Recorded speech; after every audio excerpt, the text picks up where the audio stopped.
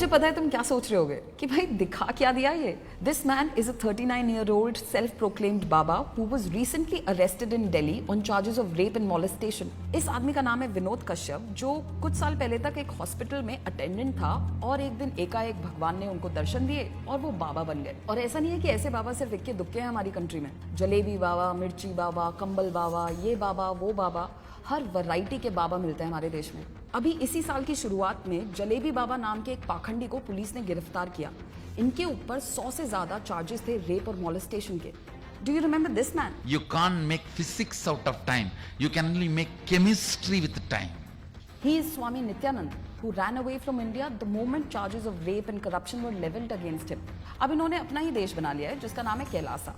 किसी को कोई आइडिया नहीं है कहाँ पे है वो। And it's not that he is the only weird Baba we have got. Do you remember Gurmeet Ram Rahim? You are the love changer. You are the love changer. You are the love changer. He became a millionaire only because of his ashram.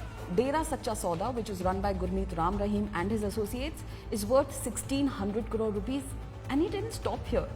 In the span of 2 years, he made 5 movies जिसमें उन्होंने act किया, direct किया, music दिया, edit किया, action किया, पता नहीं क्या क्या किया। And in 2017, he was sent to 20 years in jail on 2 counts of rape. और जैसे ही ये न्यूज़ फैली, हरियाणा और पंजाब में इनके समर्थकों ने दंगे चालू कर दिए, जिसमें 35 से ज्यादा लोगों की मौत हुई और लाखों रुपयों की प्रॉपर्टी डैमेज हो गई। और इनके ठाट ऐसे कि स्पेशल हेलीकॉप्टर में जेल लेकर गए थे इनको। I think babas were the first real social influencers in our country. I know I've missed the likes of Asaram Bapu, Swami Om, Radhe Ma, Sadhguru, etc. etc. But क्या करें, हमारे देश में ऐसे बाबा लोग हर जगह पाए जाते हैं। Anyway, तुम लोग को एक कॉमन थ्रेड इन सभी बाबाओं में पता चला? That almost all of them have been accused of rape and molestation. मुझे ना ये बात समझ नहीं आती कि एक तरफ तो हम बोलते हैं कि ये बाबा लोग सारे के सारे पाखंडी होते हैं और दूसरी तरफ इन्हीं बाबाओं की इतनी तादाद में फॉलोइंग होती है।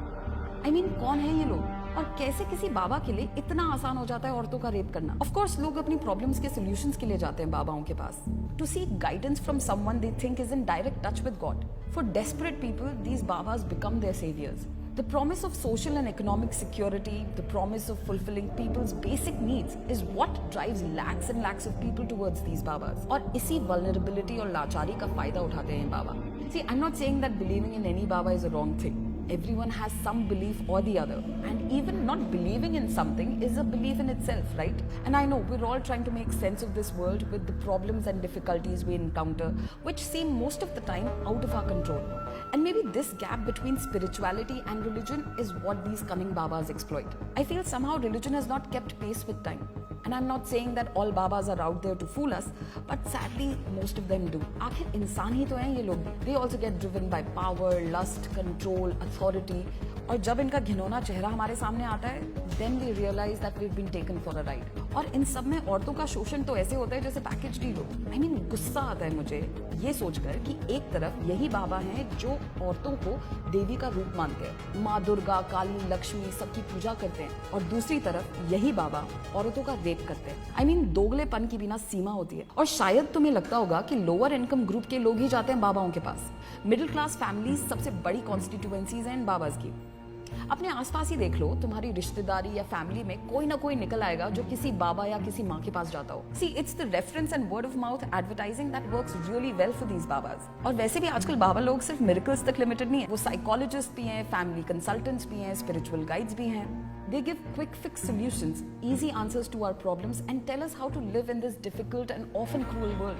और ऐसा करते करते ना हमें पता ही नहीं चलता कि कब हमारा विश्वास अंधविश्वास में बदल जाता है, कि हम उनकी हर कही को आंख बंद करके मानने लगते हैं without even questioning. And then if someone questions the Baba of any wrongdoing, we think our belief and our faith is being questioned. Personally ले लेते हैं हम उसको, जैसे राम रहीम के केस में देखा था। एक और बात नोटिस करी, these babas are actually very intelligent entrepreneurs as well. See, it's quite simple. First of all, there is low startup cost and minimum investment required. All you need is a piece of land and some chelas who believe in you. और सबसे important चीज, एक dramatic back story कि भगवान ने आपको कैसे दर्शन दिए और हो गया आपका बाबा स्टार्टअप चालू। बहुत प्रॉफिटेबल होता है ये धंधा, क्योंकि आपको पॉलिटिकल पेट्रोनेज मिलती है because you are very important for politicians in terms of vote bank politics. और ऊपर से टैक्स एग्जेम्पशन मिलता है।